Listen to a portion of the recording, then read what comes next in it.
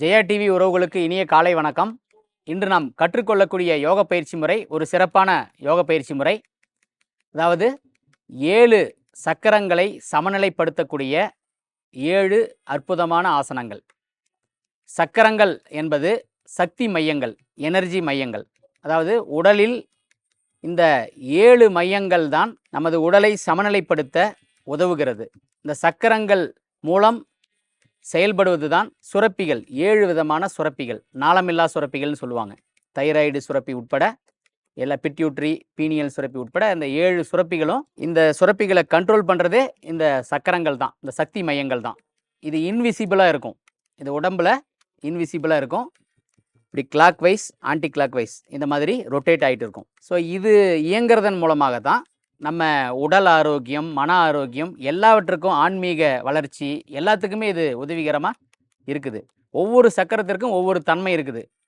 இதை நம்ம ஏற்கனவே பார்த்துருக்குறோம். இன்னும் அடுத்து வர எபிசோடுகளில் இதை பற்றி நம்ம விரிவாக பார்க்கலாம். ஸோ இந்த சக்கரங்களை வலிமைப்படுத்துவதற்கான சிறப்பான ஆசனங்களை நம்ம கற்றுக்கொள்ள போகிறோம். ஸோ முதலாவது சக்கரம் மூலாதார சக்கரம். அந்த துவாரத்திற்கு அருகில் இந்த மூலாதார சக்கரம் இயங்குது. ஸோ அது ஒரு சில விதமான கண்ட்ரோல்ஸ் எல்லாம் பண்ணுது. ஸோ அந்த மூலாதாரம் தான் அடிப்படை. இப்போ விநாயகரை கூட பார்த்திங்கன்னா அதுக்கு அந்த மூலாதாரத்திற்கு அடிப்படையாக விநாயக பெருமானை சொல்லுவாங்க. ஸோ அந்த மூலாதார கடவுள்னு சொல்லுவாங்க. எந்த ஒரு விஷயத்தையும் பிள்ளையார் சொல்லி போட்டு தொடங்குவாங்க. ஸோ அந்த மூலாதாரத்தை வலிமைப்படுத்தக்கூடிய ஒரு ஆசனத்தை நம்ம கற்க இருக்கிறோம். அந்த ஆசனத்தினுடைய பெயர் காளி ஆசனம். அதை எப்படி செய்கிறதுன்னு பார்க்கலாம். இது நின்ற நிலையில் செய்வோம். ஸோ கால்களை இப்படி அகட்டி வச்சுக்கலாம். பாருங்க, இப்படி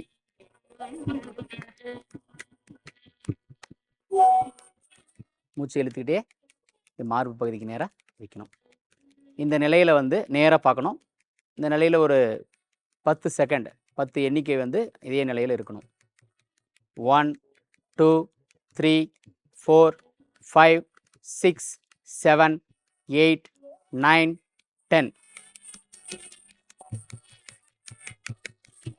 ஸோ இது பண்ணும்போது இந்த மூலாதாரம் ஆக்டிவேட் ஆகும்.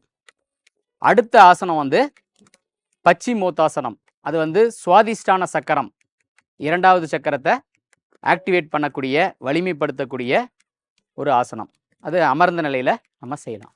மூச்சு இழுத்துக்கிட்டே கைகளை பின்னால் எடுத்துகிட்டு போயிட்டு அப்படியே இந்த கட்டை விரலை பிடிச்சி தலையை கொண்டு போய் இந்த முட்டி பகுதிக்கு இடையில் வைக்கணும். 2 முட்டி பகுதிக்கு இடையில் கொண்டு போய் வைக்கணும்.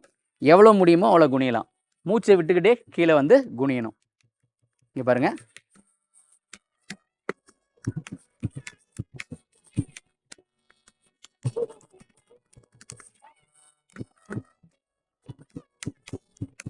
இன்னொரு முறை செய்கிறேன்.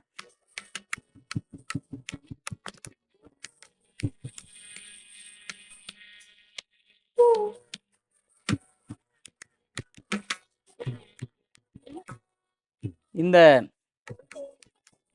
ஆசனம் செய்கிறதுனால சுவாதிஷ்டான சக்கரம், தொப்புள் பகுதிக்கு 4 இன்ச்சு கீழே. ஸோ அடுத்த சக்கரம் மணிப்பூரக சக்கரம். அந்த மணிப்பூரக சக்கரத்தை ஆக்டிவேட் பண்ணக்கூடிய ஆசனம் அதோமுக சுவானாசனம், அதாவது பர்வதாசனம் சொல்லுவாங்க. அதை எப்படி செய்கிறதுங்கிறது பார்க்கலாம். இப்படி வஜ்ராசனம் போட்டுக்கலாம்.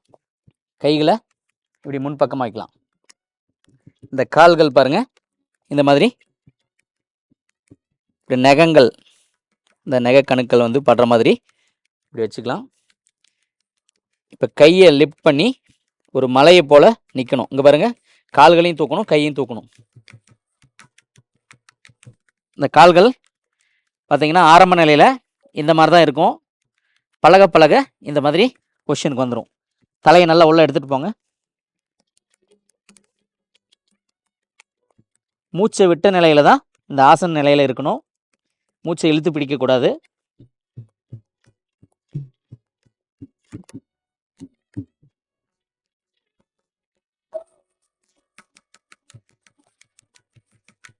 அப்படியே மெதுவாக இந்த பழைய பொசிஷனுக்கு வாங்க. இது மணிப்பூரக சக்கரம், அதாவது தொப்புள் பகுதியை ஆக்டிவேட் பண்ணக்கூடிய ஒரு அற்புதமான ஆசனம்.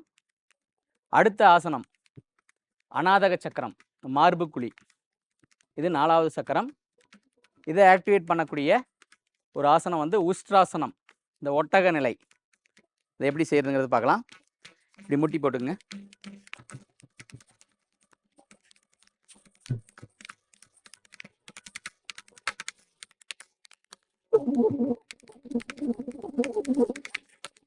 இன்னொரு முறை செய்யலாமா?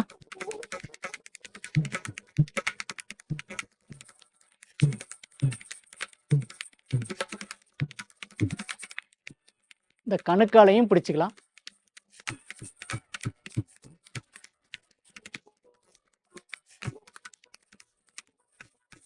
ஒரு 10 எண்ணிக்கை இருந்தால் போதும். இது வந்து அநாதக சக்கரத்தை தூண்டக்கூடிய யோக பயிற்சி. அடுத்தது விசுக்தி சக்கரம். விசுக்தி சக்கரத்தை, இந்த ஆசனத்தினுடைய பெயர் மச்சம்னா மீன் அப்படிங்கிற பொருள் உண்டு. ஒரு மீனை போல இந்த தோற்றம் இருக்கிறதுனால இந்த பெயர் வந்தது. இது வந்து இந்த தைராய்டு சுரப்பி இருக்கு இல்லைங்களா, இந்த விசுக்தி சக்கரம், இதை தூண்டக்கூடிய ஒரு ஆசனம். அப்படியே படுத்துக்கலாம். இப்படி சாஞ்சி படுத்துக்குங்க. இங்கே பாருங்க, இந்த கால்களை கீழே எடுத்துகிட்டு போகணும், தலையை இப்படி உள்ளே எடுத்துகிட்டு போகணும். இப்போ தானாகவே இந்த கால் கீழே போயிடும். இந்த கையை எடுத்துகிட்டு போயிட்டு கட்டை விரலை பிடிச்சிக்கலாம்.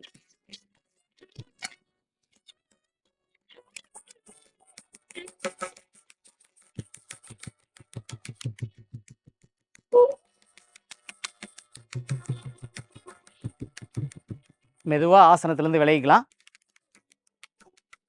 சப்போர்ட் பண்ணி இப்படியும் வைக்கலாம். அப்புறம் அதே மாதிரி சப்போர்ட் பண்ணி இப்படி ரிலீஸ் பண்ணிக்கலாம். மெதுவாக பத்மாசன நிலையை விலகிக்கிங்க. மெதுவாக எழுந்திரிச்சிக்கலாம். அடுத்த சக்கரம் ஆக்கினை சக்கரம், புருவ மத்தி. இதை ஆக்டிவேட் பண்ணக்கூடிய ஒரு அற்புதமான ஆசனம். கற்கலாம். பாலாசனம், சைல்டு போஸ்ன்னு சொல்லுவாங்க. இப்படி வஜ்ராசனம் போடுங்க. அப்படியே எடுத்துகிட்டு போயிட்டு தலையை கொண்டு போயிட்டு இந்த புருவ மத்தி வந்து இங்கே தொடர மாதிரி, கீழே தொடர மாதிரி வைக்கணும். இப்படி கையை முன்னால் எடுத்துகிட்டு போயிட்டு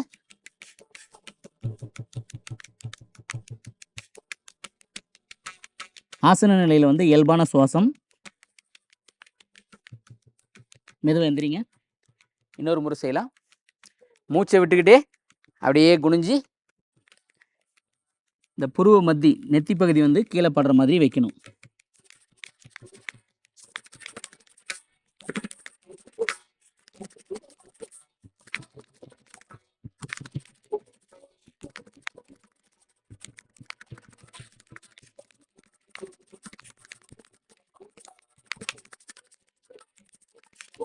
மெதுவாக எந்திரிச்சுக்கலாம். அடுத்தது ஃபைனலான இந்த 7வது சக்கரம், சகஸ்கார சக்கரம் சொல்லுவாங்க. ஸோ இதை பலப்படுத்தக்கூடிய, தூண்டக்கூடிய யோக பயிற்சி தான் வந்து, அதாவது ஆசனம் சசகாசனம் அப்படின்னு சொல்லுவாங்க. இது சசாங்காசனத்தில் இருந்து கொஞ்சம் வேரியேஷன் ஆனது சசகாசனம். ஸோ அதை எப்படி செய்யறதுன்னு பார்க்கலாம். இப்படி முட்டி போட்டு நின்றுக்கலாம். இந்த பக்கம் திரும்பிக்கலாம். இப்படி கையை முன்பக்கமாக எடுத்துகிட்டு போயிட்டு இந்த உச்சி தலை இருக்கு இல்லைங்களா, பிறந்த குழந்தைங்களுக்கு ஒரு சின்ன குழி மாதிரி இருக்கும். ஸோ அந்த இடம் கீழே படுற மாதிரி வைக்கணும். இங்கே பாருங்க,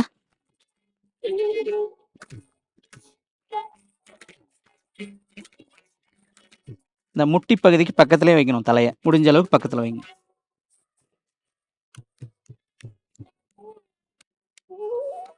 இந்த கைகளை இப்படி மேல் நோக்கியும் இப்படி வச்சுக்கலாம்.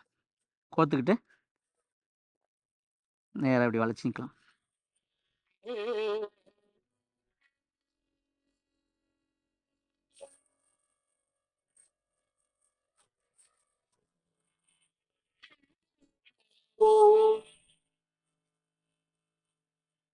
மெதுவாக ஆசன நிலையிலேருந்து விலகிக்கலாம்.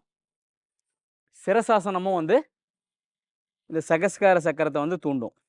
இந்த மாதிரி 7 சக்கரங்களையும் தூண்டக்கூடிய ஆசன பயிற்சிகளை செய்தால் ஒட்டுமொத்த உடலுமே ஆரோக்கியம் அடையும்.